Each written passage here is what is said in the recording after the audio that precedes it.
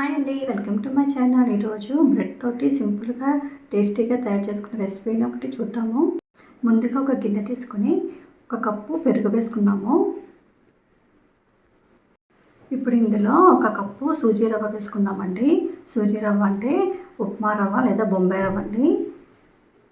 వేసుకొని 2 మిక్సీలా కలుపుకోవాలి. Morning breakfast టైంలో చాలా ఈజీగా తయారు చేసుకునే రెసిపీ అండి. అలాగే అంతే టేస్టీగా కూడా ఉంటుంది. ఇలా కలుపుకున్న సూజీ మిశ్రమంలో తగినంత ఉప్పు వేసుకుని మరొకసారి కలుపుకొని 10 నిమిషాల్లో ఈ పిండిని నాననిద్దామండి. ఇప్పుడు ఇందులో 1 కప్పు ఉల్లిపాయ ముక్కలు, 1 కప్పు క్యాప్సికమ్ ముక్కలు, అలాగే సన్నగా తరిగిన పచ్చిమిర్చి వేసుకుని కలుపుకోవాలి.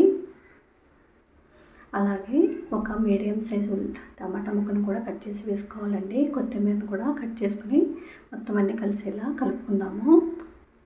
దీన్ని పక్కన పెట్టుకుందామండి. ఇప్పుడు స్టవ్ ఆన్ చేసుకుని పెనం పెట్టి 1 స్పూను ఆయిల్ వేసుకుందాము.